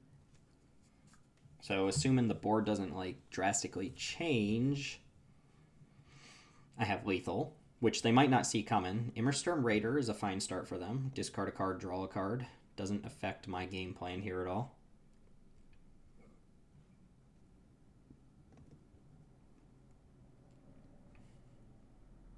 Not a dwarf. Discard Hoggy Mob. Sure. Okay. Come on, just tap out for a 3-drop. Just one time, tap out for a 3-drop. Obviously, I'm still looking fine even if I can't just straight up kill them next turn. Might attack with the Braggart and untap. If they don't do that, then it probably means they're holding up some sort of interaction. Okay. Doesn't feel like they have too much. So I should probably just go for it next turn. Beskir Shieldmate. So that means I don't have to use the Kai's Onslaught right away. I can go Shieldmate to kind of test the waters. And this will see whether they have anything going on. They don't. Attack Onslaught here. Deal 11. Nice. Very, very nice. And did that with no black mana. Thankfully, we drew the the half of our deck that works with not having black mana. So, can't complain too much, I suppose. Opponent, again, getting screwed on mana, though. Like, they were stuck on 2 mana for a turn, and that set them back a little bit. Trader's Greed, huh? And some stuff we don't care about. All right, we're above the threshold where we want to be, and we're 5-1, so we still got some leeway to try and get these last 2 wins. The deck is ticking just fine. Match number 7 coming up. We are back. This is match number 7 against Awin. Our hand's not great, but I am going to keep. We have a 1-drop play that does something. Potential 3-drop play. Any third land is nice. Fearless Pup. I would trade Battlefield Raptor for that, I think. If they attack. Doesn't matter whether they boast or not. In fact, they would have to boast to even get past the Battlefield Raptor. Since we both have first strike.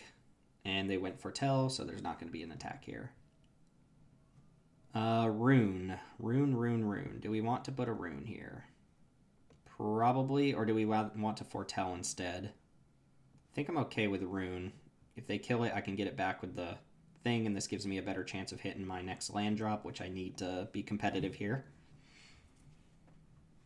Also, I'm not worried about them dumping their mana into Fearless Pup, since that means they're not adding to the board, and my Raptor would have lifelink, so it really wouldn't make too much of a difference for them to just use their mana on extra damage right now. If they kill Raptor, it's okay. I just, again, really need to hit a third land regardless of what happens here. So Doomscar Oracle into just a pump? No pump. Doomstar Oracle into some sort of interaction. We did not hit our third land, which means we're probably not doing so hot this game. Okay, opponent didn't really have anything, though. Should probably play the Goldvein Pickaxe. Since if nothing happens to my Raptor, it means I can get in there next turn. If they kill my Raptor, I can Stalwart Valkyrie. I think missing a third land drop was likely very bad. Although they didn't have much to do with their mana either. Likely just sitting on a bunch of 3-drops. They didn't pump the Fearless. Oh, hello. Hello, black mana.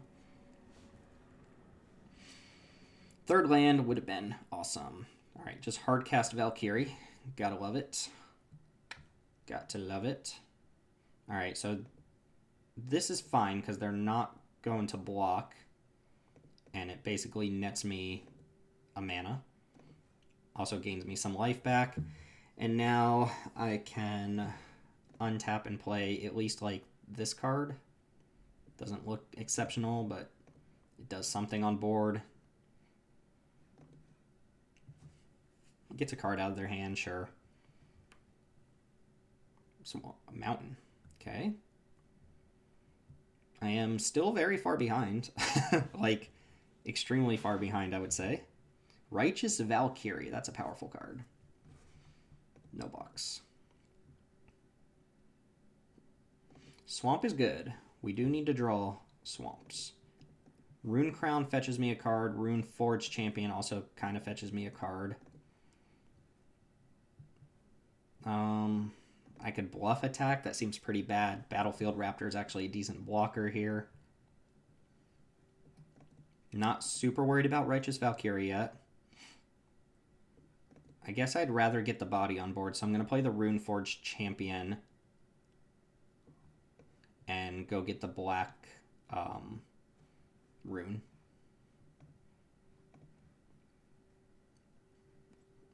And no more attacks. If this raptor dies at any point, or if I put the black rune on something and it dies, I can use the Rune Crown to grab it. So I don't really want to play the Rune Crown until I get one of these runes in the graveyard. That way I can get value off of it. Plus I kind of need to just add to the board right now anyway. This is where Fearless Pup starts to look okay, because it can just kind of chump attack. Our opponent's splashing black for something, but hasn't shown us what yet. Probably one of the golden commons would be my guess. The pup coming in. Do I put Battlefield Raptor in front of it? If I put Battlefield Raptor in front, they have to pump this for 3 mana. The Raptor dies. And then their flyers are kind of open season here, right? But it does kind of put them off curve a little bit. Now, I've got plenty of flyers to block theirs, assuming I can actually start drawing some stuff. This might be worthwhile. Force them to use their mana on pumping this turn instead of something really good. Gains me a little bit of life. Okay, so we're drawing more lands now. That's good. Raptor died, so I can actually go Stalwart on the cheap, and then Rune on the cheap. I should probably Rune first. What am I putting the Rune on, though, is the question.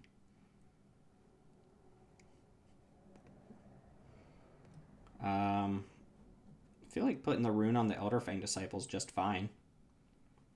I could go Rune here. And then I could even equip, right? Alright, drawing the swamp's even better. Because they're not going to block. And this gets the Gold Vein Pickaxe going. And I guess I don't really want them just jamming the flyer, so I'm going to play this Stalwart Valkyrie with the intention of trading it off for something. I.e. their Stalwart Valkyrie. If they kill my Valkyrie, they can start dealing some damage to me. I've got some Vengeful Reapers, though, which seem pretty decent. Oh, hello. Let's see what rune they pick up. They pick up the white one, so they can lifelink up the Righteous Valkyrie here.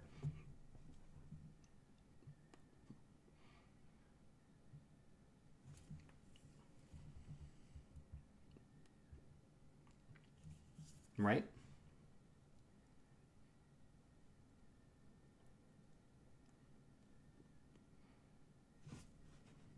Into another Valkyrie, which is going to gain him 2 life because of this.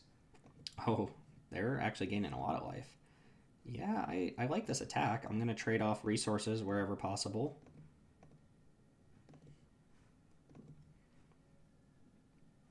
Okay, now question is, do I attack with my Elderfang Disciple? Probably. Either they let me through and I get an extra mana, or they don't. And then I could go 1, 2, 3, plus 1, 2, 3, 4. Would actually be kind of disappointing if they didn't let me get my extra mana here. Alright, so now I can do that. I can play this on Cleric plus one of the Vengeful Reapers.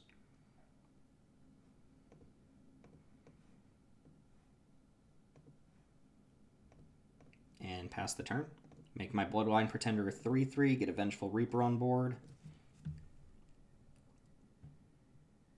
Vengeful Reaper can trade off with anything that wants to attack into it. Fine by me. Nice little deck from the opponent here. It looks like they might be splashing for like different color runes or something like that. They look very heavy white. Red and black gives them some additional options though.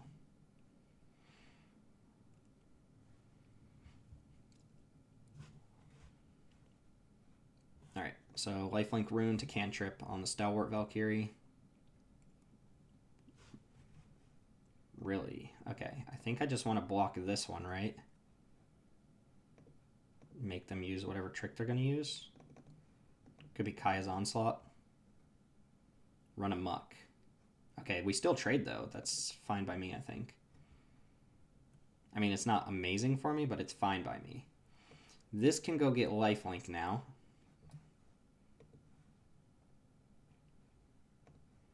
I think I should hold a turn on trying to do that. Just play this, play this.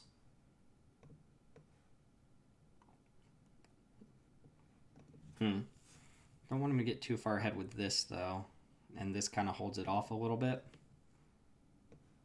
So I could just go Vengeful Reaper plus Shield Mate and attack with what I've got here. Opponent has one card in hand, untap with an additional card.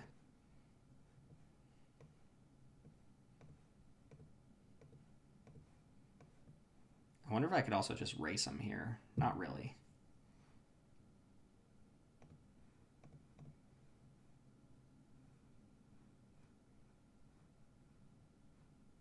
Yeah, I'll attack with both.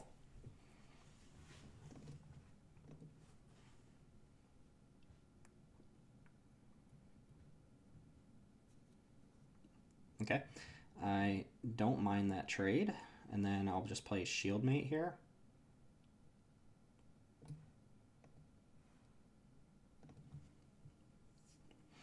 If they kill my Reaper, then we're going to have a little bit of a race going on. But remember, Rune Crown can pick up lifelink now and draw a card. I think this is going okay. My opponent's 2 cards and need to not be super powerful. Okay, Tormentor's Helm is also fine. So if they attack into my Vengeful Reaper, they deal pointed damage to me. Right? Whenever a equipped creature becomes blocked, it deals 1 damage. Ooh, so if you have the Death Touch rune on that, that's really good. Fennel Master. I think I want to get the lifelink going here, right? Is it becomes blocked? Whenever equipped creature becomes blocked, so it's only while it's attacking. So this is just +1/+1 here. All right, let's go Rune Crown, get lifelink. Search your graveyard for Rune of Sustenance, cantrip. Okay, equip this to... Yeah, I just want the life here. Also put the pickaxe on it. Attack for 6. Nice. Firmly swinging things in our favor now. I will play a Swamp because I don't suspect my opponent splashing for the discard card, and I have a lot to do with my mana between all these equipment, so... Valkyrie Sword, making a 6/5. Very nice. I think I can force a chump block next turn if my opponent doesn't attack. Alright, so we go Fennel... Oh my god, I cannot pronounce this card. Carfell Kennel Master on this and this.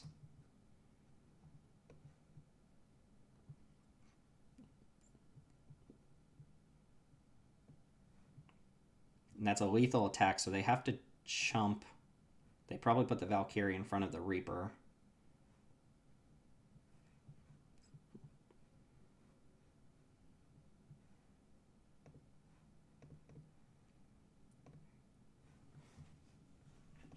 Yep, and no blocks on the 6/5. Makes sense to me. I will keep this Swamp in hand now, and we'll ship the turn. Tormentor's Helm putting us up to a 7/6. Can still kind of just attack all in. Oh, it has Vigilance. I'm back up at 20. Well, 13 now, but I was at 20 there for a second. Story Seeker. Let me tell you a story. So this thing is base 4/4, correct? 2/2, it has 2 counters. It's 4/4. This will make it 5/5.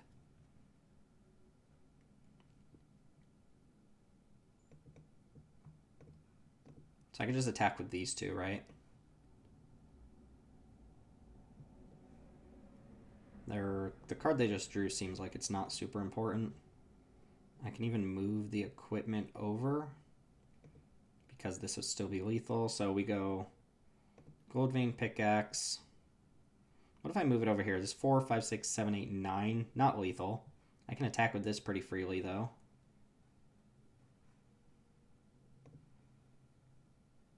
Alright, and we attack with everything but this. Oh, we attack with that too, right? Because they have to block. They have to block one of these two. If they block this, they take 10. Yeah, we're not playing around anything in hand. Doesn't feel like they have too much. And I go down to 1. And we pass the turn. Could have equipped there. Okay, good showing from both decks. The rune stuff looks pretty cool. Our opponent had a nice little red-white deck there. I don't know what the black mana was for necessarily. I don't think we saw any black cards, but again, they could have been playing like an off-color black rune or something like that. And I'm pretty happy to see all of this rune stuff working out. It seemed like a kind of a throw-in to the set, but it looks like it's actually a real archetype. Hopefully we just win this last round and we'll end up at a 7-1, but we can take another loss here and then potentially play again. We lost our first round and then we rattled off 6 wins since, so let's see if we can just get the 7th one and wrap it up. This will be match number 8 coming up. See you there. Okie doke, we are back. Oh, we're playing against Platinum now? What? We're against Vral. We have an okay hand. Elderfang Disciple into Infernal Pet, and then hopefully maybe double spell with like these if the Disciple dies or something like that. So not a super aggressive hand, but we're more of a grindy value deck than we are an aggressive deck anyway. Opponent's taking a mulligan. Always love to see it. Let's lead Plains and pass. Again, we don't necessarily want these runes in our opening hands because we want to fetch them with the other cards that we have that do that, but not going to be disappointed about it. Blue-white. Could be a splash, you never know, but blue-white is the quote-unquote foretell deck, or at least that's the intended archetype for the color pair. Putting our opponent down an additional land here. Bergstrider's the discard into a foretell card, sure. So we're going to get our Infernal Pet down and attack for 1. Probably not double spelling anytime soon. We might just straight up cast this Valkyrie. If we draw a 2-mana spell or a 1-drop, we could potentially go Rune into that. Okay, Raven's Warning makes a 1/1 flyer. And then if that flyer hits me next turn, they look at my hand and draw a card. And then the third chapter is really weird. You get to look through your sideboard and put a sideboard card on top of your deck.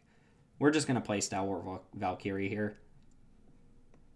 Mostly because it blocks this flyer now. If they want to trade for Elderfang Disciple, that's probably okay. Actually, we should attack with Elderfang Disciple, give them the option to trade off, and then cast Valkyrie plus Rune to grow our Infernal Pet. So I'm going to do that. They did not take the bait, and we'll just hard cast a Stalwart Valkyrie. If they care enough about drawing a card, then they can like get rid of my Stalwart Valkyrie and take a look at my hand. Bound in Gold is a card I'd rather they not know, because they can kind of play around it a little bit. Ooh, that's a cool island. Super cool. Don't really look at the basics enough, you know. Let's see what they got, though. You may put a card you own from outside the game on top of your library. Alright, bring it on, opponent. Bring it on. And the flyer has to deal damage to a player this turn. Then you look at your hand and draw a card. Ooh, Valkymera. That card is incredibly hard to deal with. So all of my cards deal 1 less damage to everything. Plus, my permanents cost an additional mana, or I'm sorry, my spells cost an additional mana to target them or anything they play. So Bound in Gold now costs additional mana. I am going to cycle my Rune.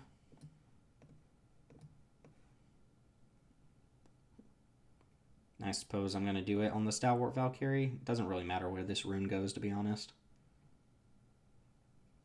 Into Shieldmates, okay. So I'm going to attack with 2 3-power creatures, but I'm only going to deal 4 damage. And there's no point in attacking with Disciple because it deals 1 less damage.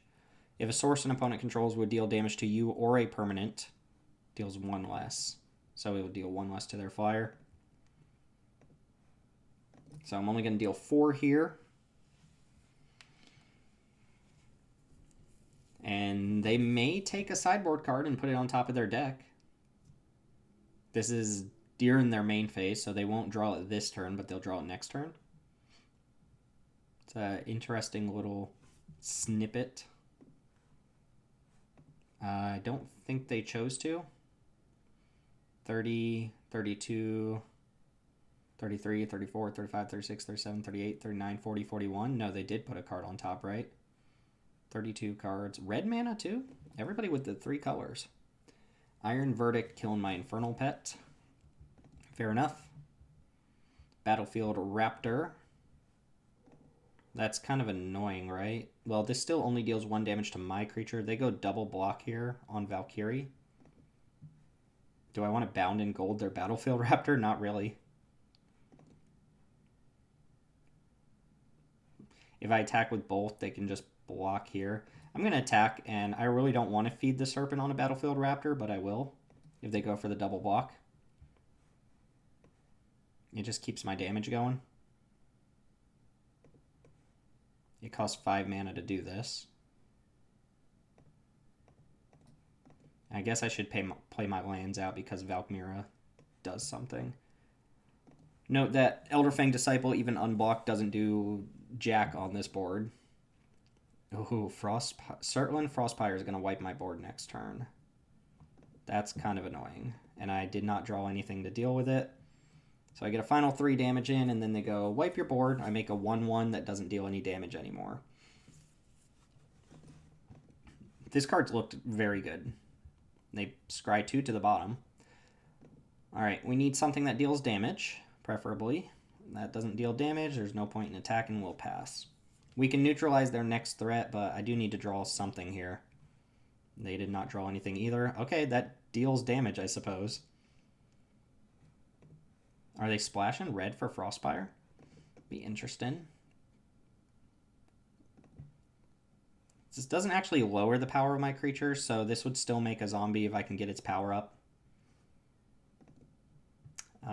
Yeah, I've got nothing else going on. I'll start chipping in for a point of damage.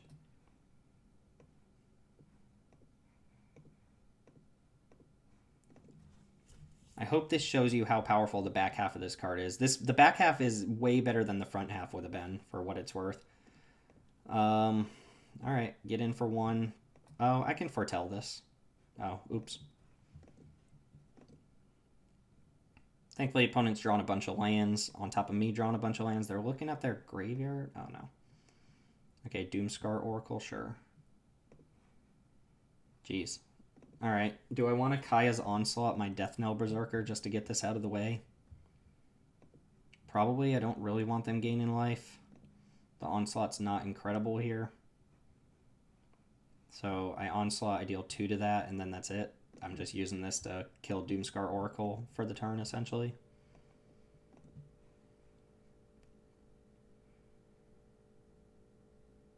Yeah, I don't really want them double spelling. Maybe I should wait because I do have, like, Furia in my deck.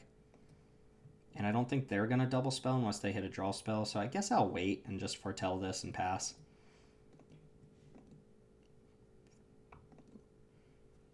Do need them to not hit, like, a way to refuel their hand, that's for sure. Need them to stop looking at their graveyard, too. My turn. A Bloodline Pretender. I suppose that is a card I'm allowed to play. And we'll name Cleric. Oh, they've got Interaction. This is something they can cast. Well, obviously. Alright, we will, I suppose, just pass here. Cosmos Charger. That's a powerful card. So a 3/3 flyer. You can foretell for 1 less, and you can do it on either player's turn. Jeez, okay. I think my opponent's probably going to come back and win this game. They flooded, and then I continued to flood with them, and that favors my opponent here with their deck just having multiple colors, them being set up. All it takes is 1 draw spell to really get ahead here. They have this, so it's hard for me to push in the extra damage anyway. We'll say no. I would have gotten super punished if God's Hall Guardian. All right, I just need Furia, I think, is one of my better draws here. Runeforge Champion's okay. I accept this one. This goes and gets the Death Touch rune, right? We already have the lifelink one. Okay. View browser, search your library, get this. Play this on Death Knell Berserker.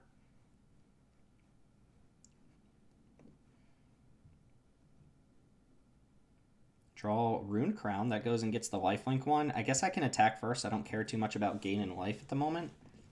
And then if they decide to trade off, I get my rune thing back. I assume they just take the one. Oh, I'm actually very happy with this. So that kills that, and now I go Rune Crown, get back the black rune. Cantrip again. And now I have Death Touch attackers into another Bloodline Protector. Okay, this worked out pretty nicely. So I'm going to play this. I'm going to Cleric. And I'm going to ship the turn with Kaya's Onslaught up, which isn't going to be huge here. But Kaya's Onslaught with Death Touch is very good. Opponent does have 3 cards in hand. So I'm still not feeling like amazing, but that kind of sequence of events is really what I needed. I drew like, how many cards that turn? 3 extra cards? The 3/6 is coming in? Cosmos Charger not coming in. Nico Defies Destiny. Gain 2 life for each foretold card you own in exile. That tells us that they don't have any foretell cards in their hand, otherwise they would have foretold one first. Next mana, they're going to get 2 mana. And then Chapter 3 is the big one. They get a card with Foretell back from their graveyard, which is only Iron Verdict. I guess they have Doomscar as well. Vengeful Reaper, awesome draw there, actually. It's a Cleric as well. So we're going to go Reaper. Grow our Bloodline Pretenders. Equip to this one, right? So if we equip to this one, and we attack with all 3 of these, this no longer has... This can just block here, but it can't block here without trading. And then this can block this, and they trade. Then Nico Defies can get a card back. Yeah, I'm going to put this here. And attack with these. So I expect the 3/6 to go on just the blank 4/4. Ooh, hold on. Can we get them with Kaya's Onslaught here?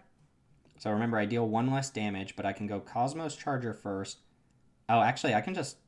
We don't think they have anything, right? If I go Kaya's Onslaught here, that becomes a 5/5. It'll deal 4 and 4, so that's 8 and 9. I'll deal Xaxes if they have nothing. I'm going to go for it. This deals 9 damage, so 4 and then 4 plus 1. Yeah. Sweet. All right. Again, the Valkymira, like, I know the front side is really good, but you should be strongly considering playing that card on the back side more often than the front side when it comes to limited. It's very powerful. Oh, I feel like I fell behind there. Me and my opponents both, we both faltered there in the middle. Oh, I added this twice. But I drew... What did I draw that turn? So I drew Dwarf, right? I drew the Dwarf. The Dwarf went and got the Death Touch rune. I traded off the creature with the Death Touch rune. So I'm already up 2 cards. I'm up the rune. I'm up the card off rune. And then I drew the crown. So I played the crown, put the rune back in my hand, and drew another card. I threw 3 cards with this just being my draw step. This got me 1 card... plus 1 card, plus like another card there. This deck felt pretty good. It did not feel like a double spell deck. You know, Infernal Pet and Furia were the only reasons to double spell. I didn't use the Great Hall of Starnheim, but everything felt like it performed. This little package here was awesome. This little package felt very good. It's just a bunch of card advantage. The fact that these can grab runes from your graveyard means that you can feel pretty good about just running your runes out on something that you expect will die. And we even got to do the thing where we put the rune on a piece of equipment to make it better. So I was extremely happy with that. The Bloodline Protectors look pretty good. I might have even benefited from going a little harder on clerics than I did, given the way they played out. And everything kind of pulled its weight. The Death Knell Berserkers were fine with the things that give +1/+1. Vengeful Reaper's good. Everything was played from this deck. I think I drew every single card at one point or another, and it all came together and made for a pretty nice package. So even though the deck on paper doesn't look like it's high power level, everything kind of played its role and it did it well, with this kind of being the all-star package here. So I'm pretty happy with the results. Obviously, I went 7-1. Um, I lost to a board sweeper, which it's not clear that I would have lost that match if I had not gotten my board swept. So this felt pretty good, and we're going to screenshot it, add it to our list of 7-win decks, and that's going to do it for this video. So again, as always, you can comment below on how you just felt about things in general. I'll spare you the opening of packs this time. Oh, Kaya, after playing my black-white deck, nice. Yeah, that was pretty sweet. We saw a lot from our opponents, and we got a better little feel for how this deck plays and the rune stuff. I'd be excited to play the crown again with a couple runes. The dwarf is a rare, so we won't see that one too often, but it felt really good. As an early pick, you can build around it a little, and it felt pretty strong to me. So that's going to do it for this one. Again, let us know how you feel about this content, what we can do to upgrade it, and come join us for some cube drafts later this week, Wednesdays and Sundays. Are Unrestricted Cube and Peasant Cube, respectively. So again, thanks for watching. My name is Timothy here with Jank Diver Gaming, and I will see you all next time.